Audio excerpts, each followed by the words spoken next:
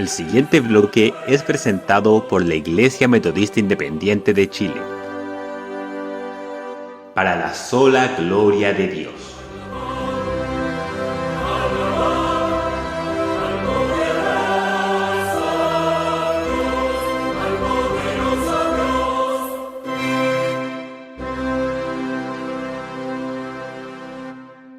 Escucha, oh Jehová, mis palabras, considera mi gemir.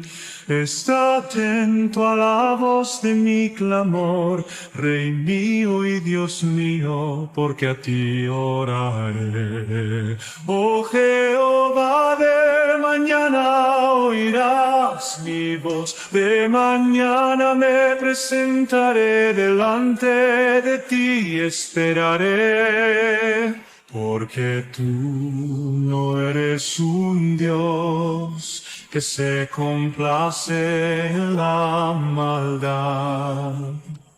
El malo no habitará junto a ti, los insensatos no estarán delante de tus ojos. Aborreces a todos los que hacen iniquidad, destruirás a los que hablan mentira. Al hombre sanguinario y engañador abominará Jehová. Mas yo por la abundancia de tu misericordia entraré en tu casa, adoraré hacia tu santo templo en tu temor.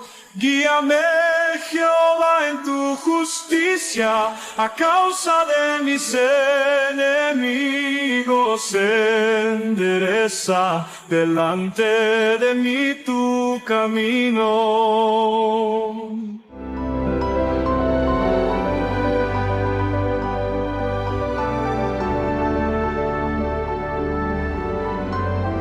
Amable auditor, sea usted muy bienvenido a nuestro programa de hoy.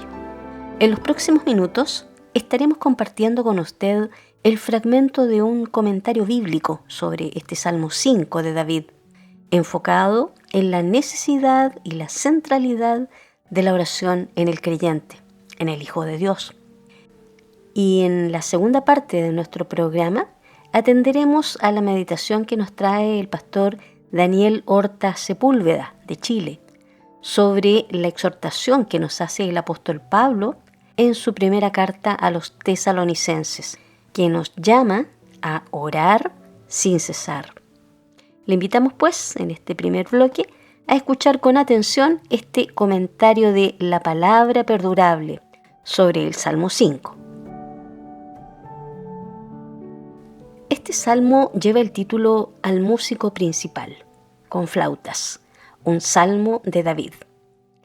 El título del salmo indica que estaba dirigido al músico principal, quien algunos suponen que es el Señor Dios mismo y otros suponen que es un líder de coros o músicos en la época de David, como Emán, el cantor, o Asaf. El título también nos dice que la canción fue escrita deliberadamente para acompañarla con flautas.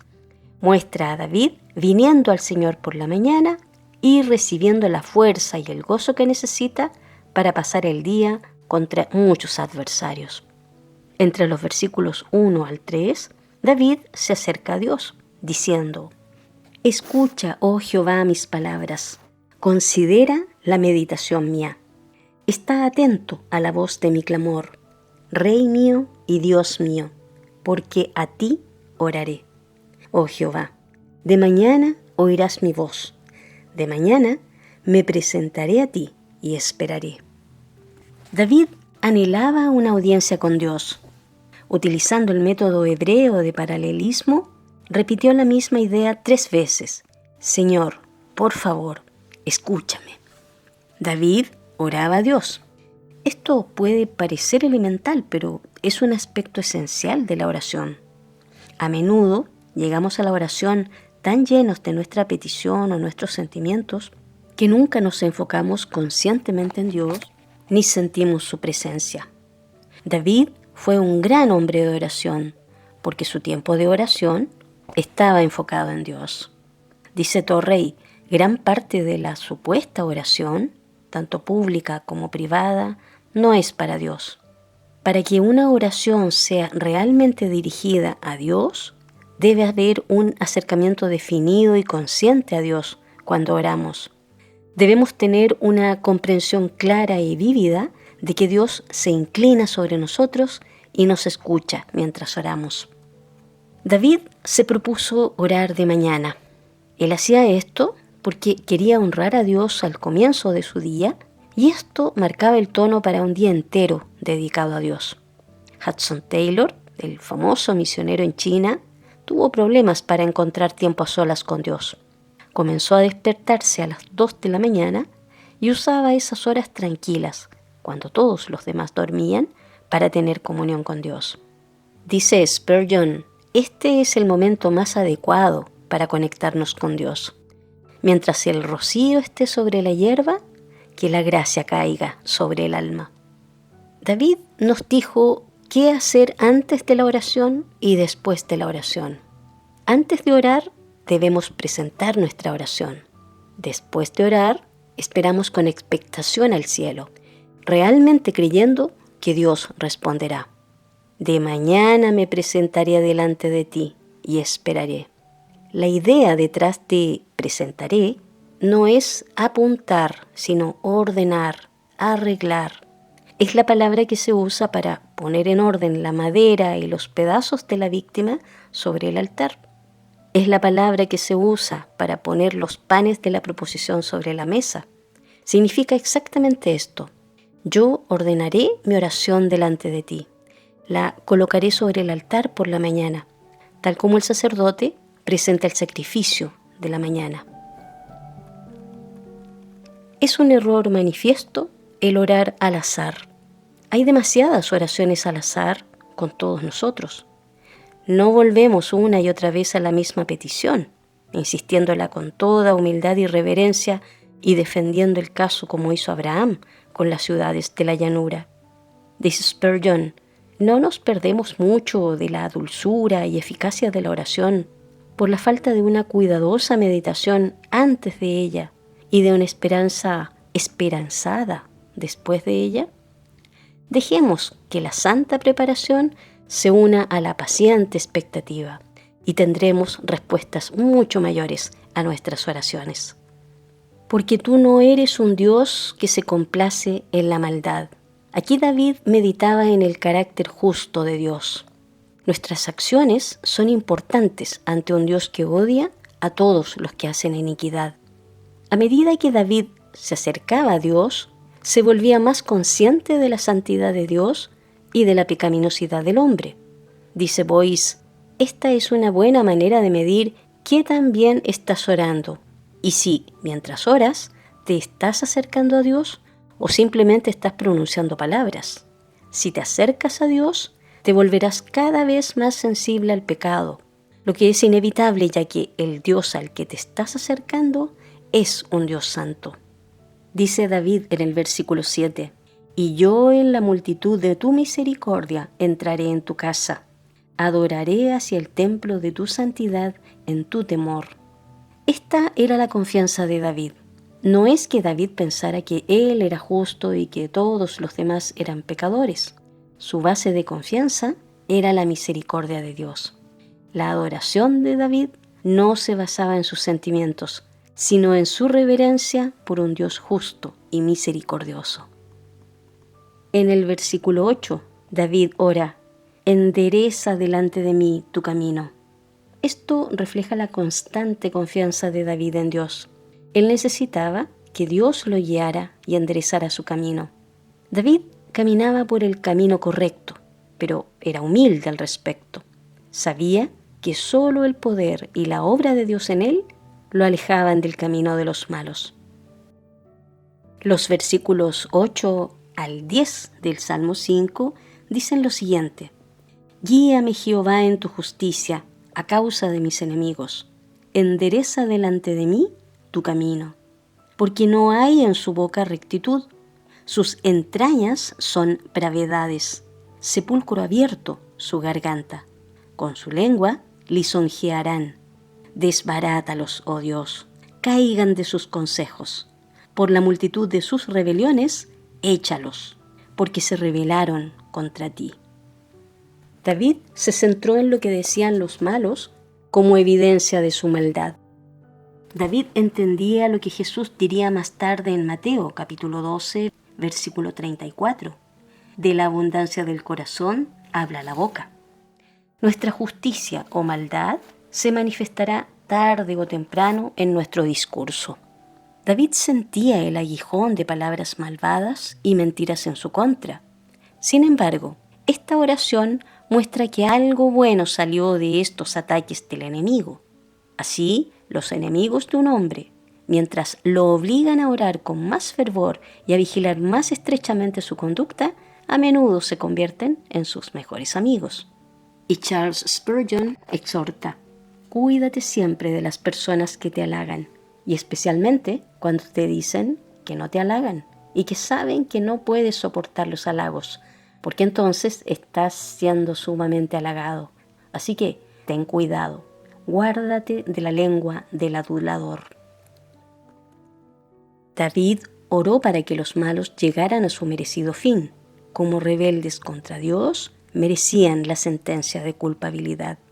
Y en los versículos 11 y 12, el Salmo concluye con la descripción y el destino de los justos.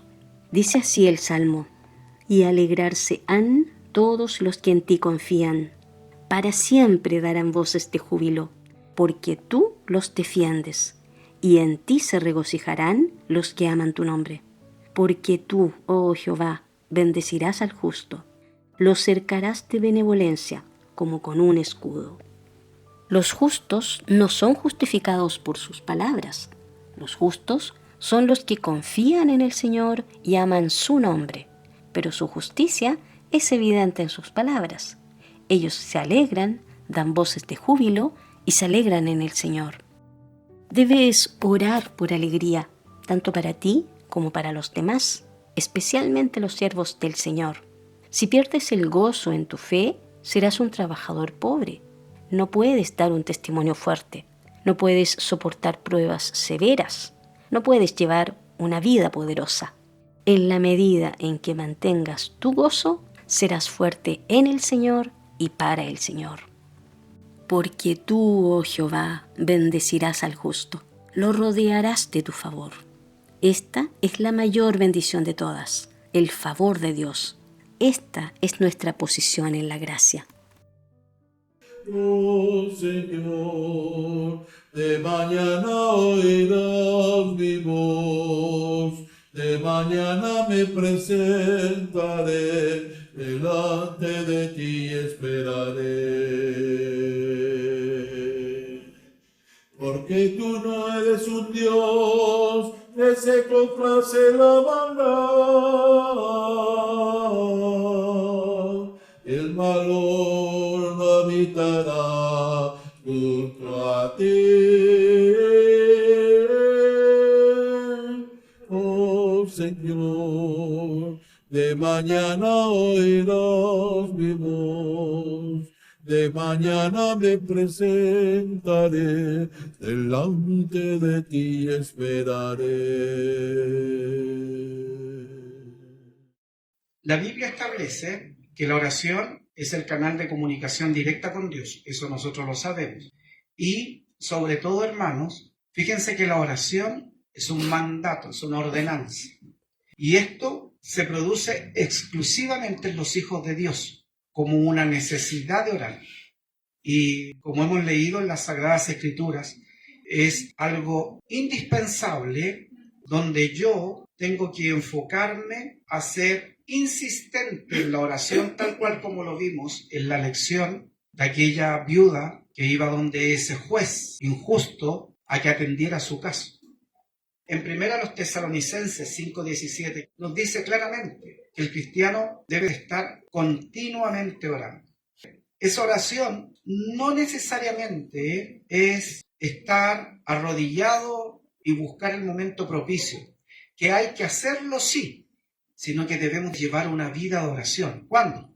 Cuando usted va camino al trabajo, Tal vez se le viene a la mente una situación. Simplemente yo podría orar ahora, podría decir: Dios de los cielos, te ruego por la preocupación que tiene nuestra hermana Clarita con relación a los incendios del sur, para que tú le cuides. Amén. Listo. Y me dieron el verde y seguí con el auto. Oré. Más allá, llego al trabajo y digo: Dios de los cielos, cuídanos en este día laboral. Cuida a mi familia que está en casa o que están en sus respectivas labores. Sé tú con ellos. Oré. Estoy a lo mejor en un momento de no tanta actividad laboral y digo: Señor, te ruego por la construcción del templo, para que nos den los recursos necesarios. Tú provee. En el nombre de Jesús. Amén. Oré. Eso es llevar una vida de oración. Lo otro es cuando usted, en un momento de su vida, en el día, en la semana, decide estar a solas con el Señor, con Dios, y cerrada su puerta, orar por todo lo que necesite. Hay algo que le aflige, ore. Hay algo que tiene su corazón, ore. Por favor, Mateo, capítulo 26, 41. Velad y orad para que no entréis en tentación. El espíritu a la verdad está presto, mas la carne enferma. La Biblia dice que el espíritu está presto, que el espíritu quiere servir al Señor. Si usted es un hijo de Dios, usted sabe lo que es bueno. El Espíritu Santo le habla a su corazón y le dice: eso es bueno que hagas. Pero dice que mi carne, mis decisiones racionales, está enferma, corroída por el pecado. Y estas dos cosas se contraponen. El espíritu me dice una cosa, mi carne me dice otra. Y una de las formas para que usted pueda triunfar en el espíritu, velad y orad. El término velad significa estar atentos. El término velad significa estar escuchando la voz de Dios a través de la Biblia, su devocional personal, a través de la asistencia a la iglesia, de compartir con los hermanos, de escuchar las predicaciones y de la oración. Si esos elementos de la gracia no están en su vida, lo más probable es que entren en tentación. Dios, hermano, siempre va a estar dispuesto a escucharlos. Jeremías 33, 3. ¿Alguien sabe de memoria ese pasaje? Clama a mí y te responderé. Mire qué hermoso. Clama a mí y te responderé. Yo te responderé. Si esa viuda fue insistente y el juez le respondió, ¿cómo Dios no va a responder a sus hijos cuando ven que doblan sus rodillas, que claman al Señor? Cuando vemos que las circunstancias que nos rodean son desfavorables, clamar al Señor es una ordenanza, porque tenemos la esperanza que Él nos va a responder. Pero como cantamos, cuando oro a veces Dios dice sí, cuando oro a veces Dios dice espera, como lo hizo con aquellos hombres que estaban atravesando el mar de Galilea, y a veces dice no, pero no porque no nos quiera dar lo que pedimos, sino que es a causa de su amor, porque Él conoce hasta lo más profundo del resultado de mi petición. Clama a mí y yo te responderé. Dios siempre va a responder. ¿Por qué debemos orar? ¿Saben? Lo primero, lo habla el Padre Nuestro. Nosotros vimos cómo se desarrollaba el Padre Nuestro en Mateo 6, del 9 al 13. Y lo primero es reconocer la santidad y el reino de Dios. Santificado sea tu nombre. Venga tu reino, hágase tu voluntad. Dios es santo. Dios está apartado. En Él no hay mancha. En Dios no hay error. Si Él responde, es lo perfecto para nosotros. Ya sea que me guste o no me guste, es lo perfecto para nosotros. Por eso que el Señor Jesús les enseñó a sus discípulos que oraran de la siguiente manera: hágase tu voluntad. Hágase tu voluntad. Es la voluntad de Dios y no mi voluntad la que debe siempre manifestarse a través de la oración. Podemos orar por muchas cosas, necesidades que son básicas, pero a veces nuestras oraciones apuntan a cosas que no están en la Biblia, que Dios las conoce, sí. Mateo 6:11, danos hoy nuestro pan cotidiano. ¿Por qué debemos de orar? De acuerdo a eso. Sí, correcto. El sustento. Hermana Rocío, hermano Marcelo, ¿hasta cuánto tiempo uno podría no comer? Jesús dice en la Biblia que 40 días, 40 noches, que fue realmente muchos días, pero para no entrar en enfermedades, ¿cuántos días podrían ser? 48 horas, ¿cierto? El Señor Jesús dijo que Él era el pan de vida y Él era el agua. Y mire lo que dijo el hermano Marcelo, que podemos estar sin comer, pero el agua que proporciona Jesús no podemos estar sin ella. Podemos pasar hambre un día, no tener que comer. Gracias a Dios, en la mañana la hermana Juanita decía, en esta iglesia somos todos ricos, todos tenemos recursos para comprar algo, para el sustento diario. No vivimos como viven tribus a lo mejor del Amazonas, que aún ahí incluso tienen para subirse a un árbol y sacar su alimento. O lo que ocurre en muchos lugares del continente africano, donde se pasa hambre, enfermedades. La Biblia nos dice que debemos orar por el sustento, por el pan de cada día. Filipenses 4:6. Dice, por nada estéis afanosos, no sean notorias vuestras peticiones delante de Dios, en toda oración y ruego con nacimiento de gracias. Y la paz de Dios, que sobrepuja todo entendimiento, guardará vuestros corazones y vuestros entendimientos en Cristo Jesús. Y ahora mire lo que nos dice. Por nada estéis afanosos. ¿Cómo se define el término afanosos? ¿Y dónde más en la Biblia utiliza esa palabra? ¿Qué es lo que son los afanes? Cargas, ajetreos, preocupaciones, ocupaciones, pensamientos, dedicar el tiempo a actividades afanados en ellas. ¿Y dónde utiliza esa palabra? Precisamente también en Mateo, ¿cierto? Cuando dice, basta al día su afán. Dice, por nada estéis afanosos, sino que sean notorias vuestras peticiones. O sea, Dios tiene que ver en nosotros que nuestras oraciones son notorias. Le pregunto, hermano, ¿son notorias sus oraciones delante de Dios? ¿Ora por el cuidado de su familia, pero que sea notorio ante Dios? ¿Por el cuidado de sus hijos, de sus hijas, por su esposo, por su esposa, por situaciones particulares que le rodean? ¿Es notoria su oración, por ejemplo, por la hermana Gloria Pizarro? Tiene 4 tipos de cáncer, está con quimioterapia. ¿Son notorias sus oraciones por el hermano Joselín Bustamante, que ha tenido accidentes cerebrovasculares con complicación cardíaca? ¿Son notorias nuestras oraciones por aquellos que están en los hospitales? Yo cuando era jovencito, mi mamá tuvo un accidente cerebrovascular. Viajamos desde Quinta Normal acá para que la vieran a mi mamá. Tenía ya notoria evidencia de ese accidente cerebrovascular complicado. Y de ahí la trasladaron, creo que al hospital de neurocirugía, y de ahí la dejaron en la posta central. Para mí fue un golpe tremendo. Era el más joven de todos los hermanos. Y cuando era día de visita, levanté los ojos en la posta central y se ven por fuera muchas ventanas. Y yo dije, ¿cuántas personas estarán ahí que son hijos tuyos, que están con una situación de enfermedad donde hay familia que están orando por ellos? Me hice esa pregunta. ¿Y sabes lo que me pasó? Después del tiempo dieron de alta a mi mamá. Dios tuvo misericordia, le extendió su vida por unos buenos años más.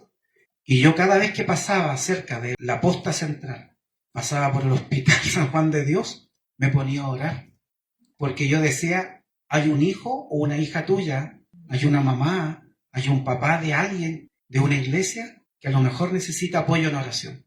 Entonces, siempre va a existir algo por qué debemos de orar. Lo que pasa es que nosotros nos preocupamos de nuestros afanes diarios, nuestros afanes que nos atan a este mundo y nos atrapan de tal manera que no dejamos tiempo para la oración. Y me incluyo. Por eso, una de nuestras oraciones es pedir al Señor que ponga en nuestra vida el deseo de orar. Porque hasta que no nos toca personalmente, no tomamos conciencia de lo que significa orar por otros. La oración también puede implicar pedir perdón por nuestros pecados. Mateo 6:12. Perdónanos nuestras deudas. Deudas acá se refiere a lo que debemos, lo que pecamos, como también perdonamos a los que nos ofenden, a los que también tienen deuda con nosotros. Santiago 5:16. Confesaos vuestras faltas unos a otros y rogad los unos por los otros, para que seáis sanos. La oración del justo obrando eficazmente puede mucho. La oración del justo obrando eficazmente puede mucho. Mire, qué gran herramienta tenemos. La oración del justo, del que ha creído en Cristo como Señor y Salvador. Tenemos libertad para entrar en el trono de Dios. No necesitamos más intermediario que Jesucristo para decir nuestras necesidades a Dios. Pero este pasaje de Santiago 5:16 le da un consejo a la iglesia, le da un consejo a cada uno de nosotros. Confesaos vuestras faltas unos a otros. ¿En qué sentido? ¿En que usted no va a andar contando en la iglesia, mire, acabo de pecar, hermanito, por favor? No, sino que si en algo he fallado, pido perdón. Y el amor de la iglesia dice que debe de ser rogar los unos por los otros. ¿Y mire para qué? Para que seáis sanos. Sanos. Si queremos estar sanos, ore, pida perdón por sus faltas, esté a cuenta con su prójimo. Y no se refiere a la sanidad solamente física, sino a la sanidad del alma. Ya hemos explicado en ocasión anterior que también podemos orar por nuestras autoridades. No sabemos cómo va a ser su periodo presidencial. No sabemos si va a tener el apoyo que requiere para establecer su plan de trabajo gubernamental. Pero nuestra oración es orar por quienes nos presiden. 1 Timoteo 2, del 1 al 2. Amanezco pues ante todas cosas que se hagan rogativas oraciones, peticiones y cimientos de gracias por todos los hombres, por los reyes y por todos los que están en eminencia, para que vivamos quietos y reposadamente con toda piedad y honestidad. Mire, yo no sé, hermano, si usted tiene un color político, es tendencioso a un color político, tiene su opinión particular. ¿Es libre de tenerla? Sí. ¿Dentro de un acto cívico? Sí. Pero la Biblia nos manda a orar por quien esté al frente.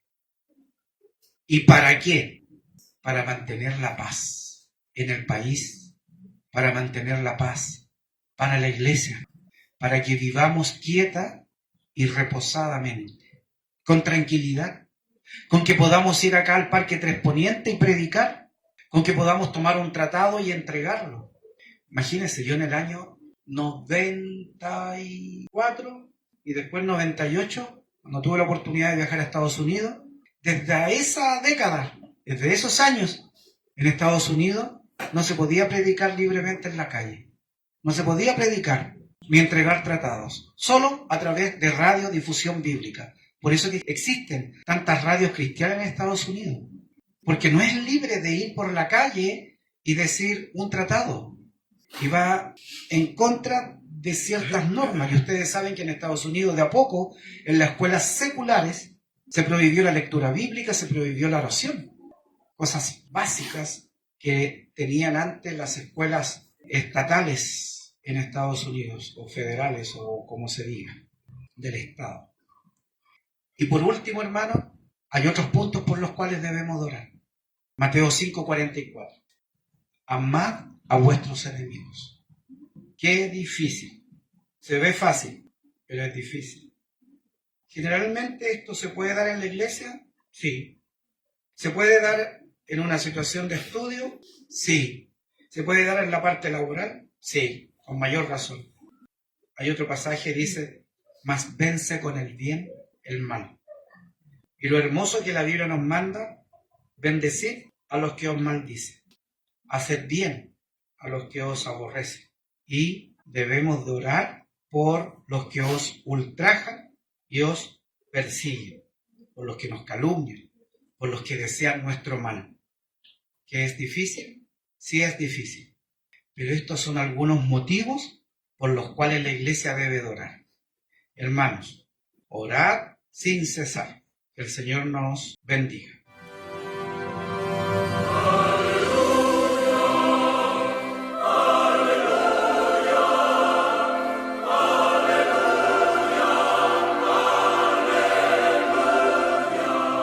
Y aquí concluye nuestro programa de hoy. Los dejamos cordialmente invitados a nuestra próxima edición de Palabra Fiel, para ser más edificados, equipados y establecidos en la fe que es en Cristo Jesús, Señor nuestro. El Señor les bendiga.